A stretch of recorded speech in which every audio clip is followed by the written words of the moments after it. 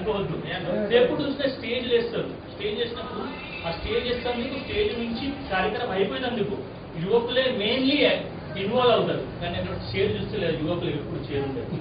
నేను ఫస్ట్ నుంచి పెడితే ఇప్పటివరకు నేను ఎప్పుడు ఫైట్ యువకుల గురించి చేసినా నేను వేరే వాళ్ళ నుంచి అగేన్స్ట్ గా మాట్లాడా. కాకపోతే యువకులకు అనేది మీరు కూడా కనీసం ఎప్పుడైతే వాళ్ళు కంట్రిబ్యూట్ చేస్తున్నారో అప్పుడైనా మీరు సేమ్ రెస్పెక్ట్ ఇవ్వండి.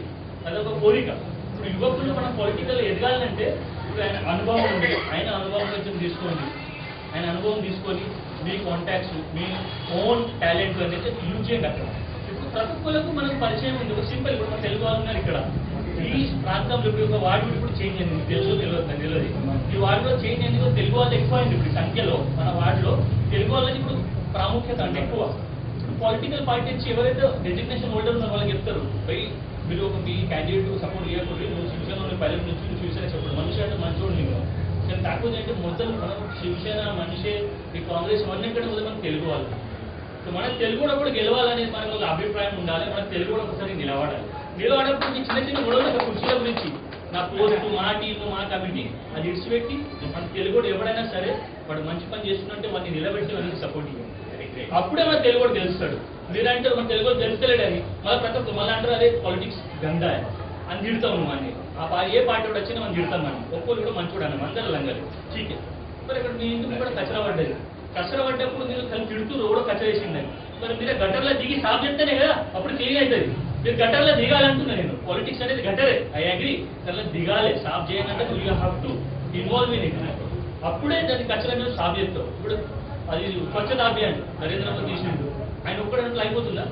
వేరే వాళ్ళు కూడా ఇనిషియేటివ్ తీసుకుంటే దాంతో రోగాలు వస్తున్నాయి, దాంతో ప్రాబ్లమ్స్ ఉన్నాయంటే సైంటిఫికల్ ఒక రీజన్ చెప్పింది ఆయన. యాక్చువల్లీ నరేంద్ర మోదీ స్టార్ట్ చేసిన చేయలేడు. సంత్ గాడిగే మహారాజుడు ఆయనే చాలు చేసిండు, జాడు కొట్టేది క్లీన్లీనెస్. అంటే ఏంటంటే ఒక్కరు చేసేది ఎవరు కదా, మన అందరం ఇనిషియేటివ్ తీసుకుంటే అవుతుంది కదా ఒక పని. ఇప్పుడు తెలుగు వాళ్ళు కూడా అందరూ సమాజ కార్యాలు చేస్తున్నారు. ఎందుకంటే తెలుగు వాళ్ళు కూడా ఒక ప్యాటర్న్ చేస్తుంది. మన తెలుగు వాళ్ళలో ప్యాటర్న్ ఏంటంటే ఆ సమయంలో మిల్కాంగర్ ఉండే మిల్కాంగర్. అప్పుడు అందరూ మిల్కాంగర్ అయింది. ఒక సమయం వచ్చి అందరూ టీచర్ లైన్ అందరూ వాచ్ రిపేర్, అందరూ వాచ్ రిపేర్ అయ్యారు. ఒకరు ఇంజనీరింగ్ అయితే అందరూ అదే హార్డ్వేర్ చేస్తుంది. ఎందుకంటే అది ఒక ప్యాటర్న్ గొర్రెలు అంటారు కదా. అంటే మన ఒక స్వభావం ఏంటి అంటే వేరే వాడు చేస్తుంది కాబట్టి నేను కూడా చేస్తాను. ఇదంతా లాభం ఏంటిది, ఇదంతా లుక్సాన్ ఏంటిది. ఇప్పుడు నాకు తెలిసిందంటే నేను 10 మంది మాట్లాడే పెద్దవాళ్ళతో ఉన్నాయి. వాళ్ళు 12th చదివిన తర్వాత కూడా మిల్లులో జాయిన్ అయ్యారు. వాళ్ళకు కలిసి అంటే టీచర్కి ఆపర్చునిటీ ఉండే, కానీ ఎవరో చెప్పిన వాళ్ళకి ఏమని అలంకరించిన పెద్దలందరికీ, ఇక్కడ ఉన్న నాతోటి యువకులకు పెద్దలందరికీ నమస్కారం. ఇవాళ పొలిటికల్ ఎన్ఫోర్స్మెంట్ ఏంటి అంటే పొలిటికల్ ఎన్ఫోర్స్మెంట్ ఇంగ్లీష్లో రాస్తాం. Most of the people they don't understand actually.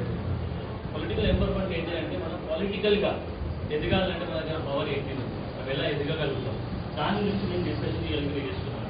అన్న చెప్పిండు, ఆయన కూడా చెప్పిండు అనుభవం.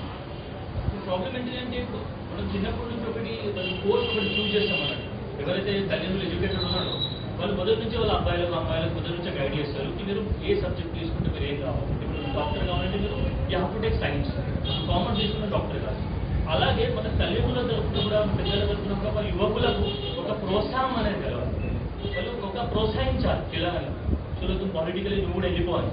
కానీ కాకపోతే ఏంటంటే పొలిటికల్ అంటే మనుషులు చూసే రకం ఏంటిదంటే వాడు పాలిటిక్స్ అంటే వాడు అక్కడ పోయి ఏమో చెడ్డ పనులు చేస్తాడు, అక్కడ ఫైటింగ్లు చేస్తాడు అని అది ప్రతి ఒక్కరికి ఒకటి అభిప్రాయం ఉన్నది.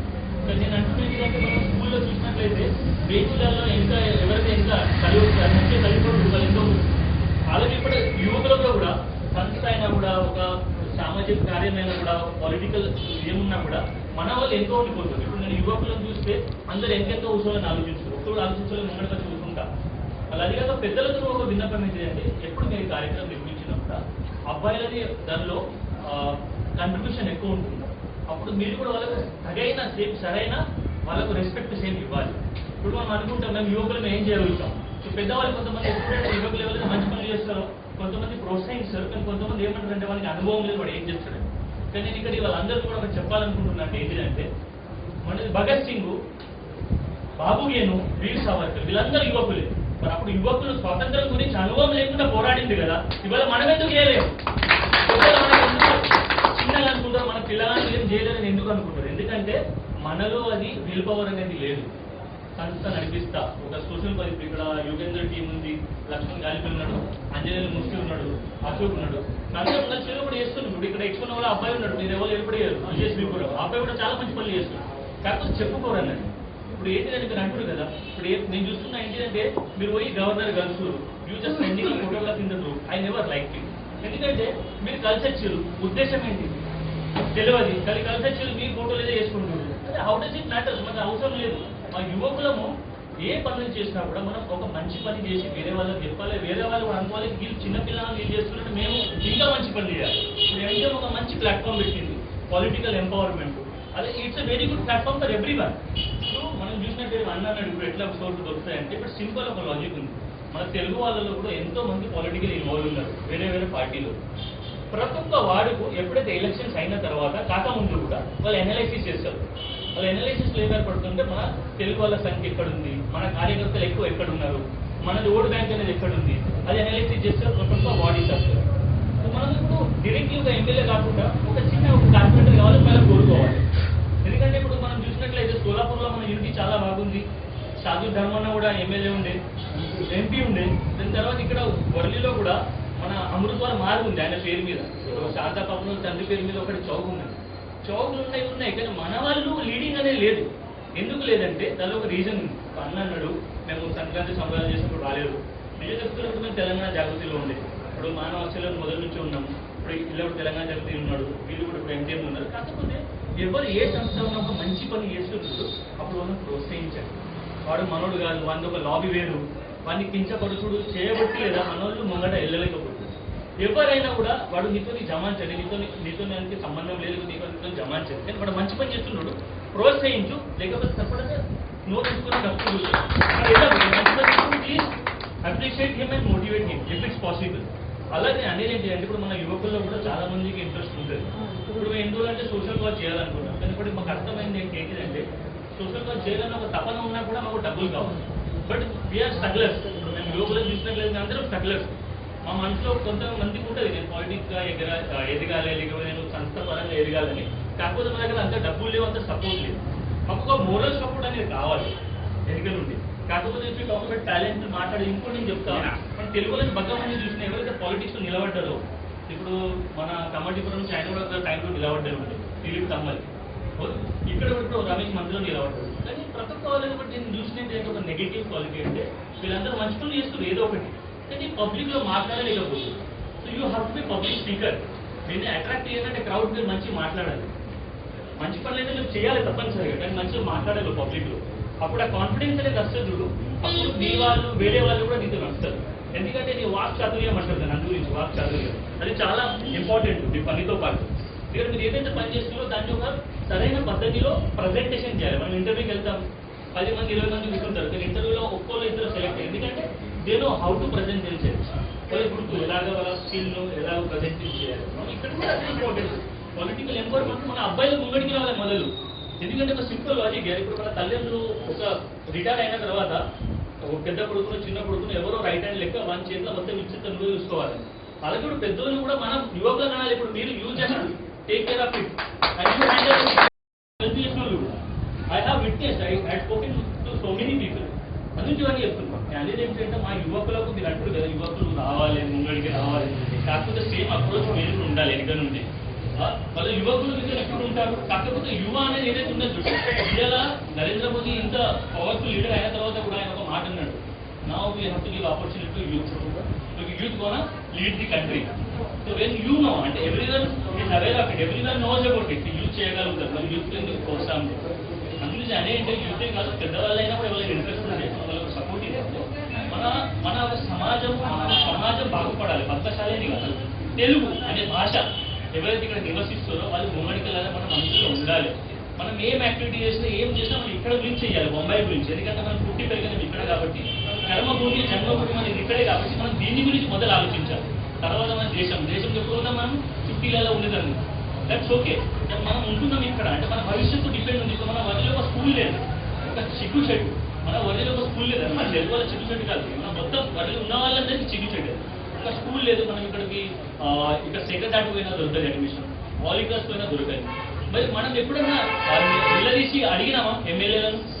ఇన్నిసార్లు మన ఈ సంఘం అయితే మేము ఇక్కడికి అందరు వస్తారు ఎమ్మెల్యేలు, మరి ఇప్పుడు ఎమ్మెల్యేని అడిగినామా? అరే ఆ పాతే ఓట్ బ్యాంక్ మాంగతే ఓట్ బ్యాంక్ బనాకే దే దేతే ఆప్కో, बट हमारा जो बच्चों का एडमिशन नहीं मिलता हमने क्या किया, लेवल करेगा पैसा इच्छे डोनेशन इच्छे ना खत्म बस हो गया ना, नहीं हमारा डिमांड है हमको एक हॉस्पिटल का फैसिलिटी और स्कूल का फैसिलिटी वर्ली में चाहिए.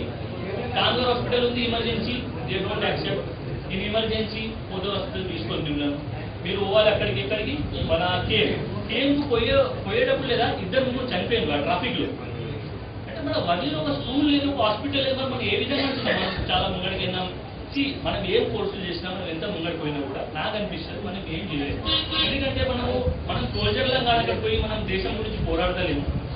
మనం రైతులం కాదు ప్రతి ఒక్కరికి అన్నం పెడుతున్నాం. మనం ఏదో పని చేస్తున్నాం, మన గురించి చేస్తున్నాం, మన స్వార్థపురం చేస్తున్నాం, మనం ఏదో సమాజం కొంచెం చేస్తున్నాం, కానీ దేశం గురించి మనం చేస్తలేదు. దేశం గురించి ఏంటంటే ఎవరికి వచ్చినట్లు ఎట్లయినా పర్వాలేదు ఒక కంట్రిబ్యూషన్ అనేది మీరు ఉండాలి. సమాజ పరంగా అయినా, ఒక సోషల్ కాజ్ పరంగా అయినా, ఒక పొలిటికల్ పరంగా అయినా, మీ అందరికీ ఒక కంట్రిబ్యూషన్ ఉండాలి. అప్పుడు ఎప్పుడు వస్తుందంటే మన వాళ్ళు భయం అనేది విడిచిపెట్టాలి. భయం విడిచిపెట్టదని అర్థం ఎందుకంటే మనం కొట్టుమంటున్నాం కదా, అట్లా కాదు. కానీ ఎవడ నచ్చినప్పుడు ఎదురుగా నుంచి లేదా మనం కూడా ముంగ నిలబడి జవాబు ఇవ్వాలి. వాడు ఆలోచించాలి 10 సార్లకి మనతో మాట్లాడాలంటే ఏం మాట్లాడలేదు. అది ఎప్పుడు కలుగుతుందంటే మనలో యూనిటీ అయినప్పుడు. మనలో ఏమవుతుందంటే వాడిని కొడుతున్నాకో అది లంగారాడు నన్ను నిన్న ఏమన్నాడు ఇలా కొట్టని, ఎందుకంటే అది మన లాబీ కాదు కదా, అది వేరే లాబీ. మన తెలుగు వాళ్ళలో లాబీలు అనేది ఇది పెట్టుకుని వెనకబడి ఈ లాబీలనే తీసేయాలి. మనం తెలుగు మనము అనేది అస్సలు మనం అనేది తెలుగు వాళ్ళు మనందరం ఒకటే.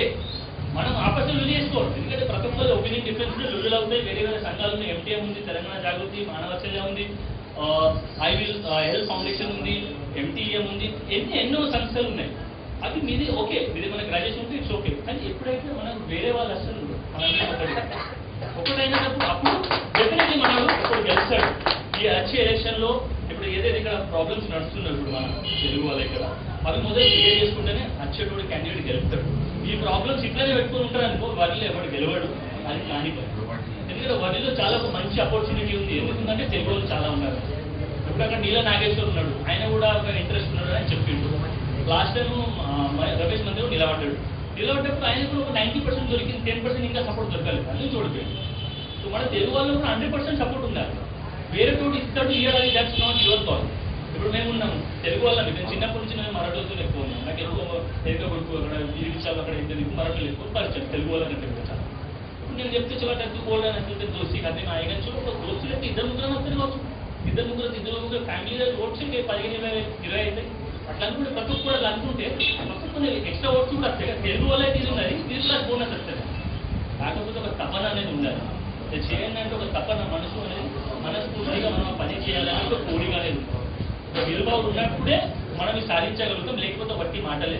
ప్రతి ఒక్కరు వచ్చారు, భాషనిస్తారు, వెళ్ళిపోతారు. ఇప్పుడు నేను కూడా వచ్చి నేను చెప్పిన వెళ్ళిపోయాను. అలా కాదు, నిజంగా చేయాలంటే తెలుగు వానికి మంచి ఒక ఆబ్జెక్టివ్ తీసుకొని మీరు నిలబడండి. ఒక ఆబ్జెక్టివ్ ఉండాలి. అంటే ఎట్లా నేను గెలవాలి, బస్ కార్పొరేట్ ఇవ్వాలి, అట్లా నువ్వు గెలవు. నువ్వు కార్పొరేట్ అంటే నువ్వు ఏం చేస్తావు, ఇప్పుడు ఏం ప్రాబ్లమ్స్ ఉంటాయి రేపు చెప్పాలి. ఇప్పుడు వల్లిలో ఒక స్కూల్ తెప్పిద్దా, బాంబేలో ఇప్పుడు కొన్ని ప్లాట్స్ అలొకేటెడ్ ప్లాట్స్ ఉన్నాయి. మీరు మోడీలో మన బిఎంసీలో ఆర్టీఎస్ తెలుస్తుంది. Some places are allocated for the schools in Worli itself. Prakash కాటన్లో స్కూల్ వచ్చేది ఉంది, కాలేజ్ ఇప్పుడు అక్కడ వచ్చేది ఉంది, దీంతో టాపిక్ దగ్గర. ఒకటి నాకు తెలిసిందంటే ఇంకా కూడా కొన్ని ప్రాంతాల్లో ఉన్నాయట places which is allocated for school. కానీ మన వాళ్ళు దాంట్లో ఇంట్రెస్ట్ తీసుకుంటలేదు. మనకి ఎందుకు పోయా, ఎందుకు మనకు పట్టిగా తలగారు మనం ఏమో పట్టించుకుంటారు. కానీ అనేది ఏంటంటే మనం అందరం తెలుసుకోవాలి. Everyone has a right to know what are human rights అంటారు కదా, మన ప్రతి ఒక్కరు ఒక రైట్స్ ఉన్నాయి తెలుసుకుని.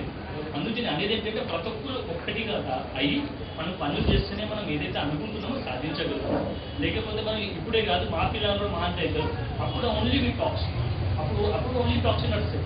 వి will talk only but we will do nothing. And to be very honest ఇక్కడ అంటున్న అందరికీ మన తెలుగు వాళ్ళ గురించి అని కాదు, మన తెలుగు వాళ్ళైనా వరి వాళ్ళు ఎంతమంది ఉన్నారో వాళ్ళకి ఒక స్కూల్ అనేది చాలా ఇంపార్టెంట్. మన తెలుగు వాడికి ఇట్లా ఎవరైనా నిలబడితే ఆయనే ఈ ఆబ్జెక్టివ్ తీసుకొని పోతాడు అనుకో, నేను రేపు నిలబడితే స్కూల్ చేస్తా అంటే మాటల బంధం కాదు, గెలిచిన తర్వాత స్కూల్ కూడా నిర్మించాలి. అలాంటి ఆబ్జెక్టివ్ తీసుకుంటారు అనుకో మీరు డెఫినెట్లీ గెలుస్తారు. సో నేను విన్నపం ఏంటంటే ప్రతి ఒక్కరు వాడుతుంది, ప్లీజ్ లాబీలు మానేయండి. ఏ సంస్థ అయినా ఏ పార్టీ అయినా ఎవరైనా మంచి పనులు చేస్తుంటే ప్రోత్సహించండి, లేకపోతే విడిచిపెట్టండి.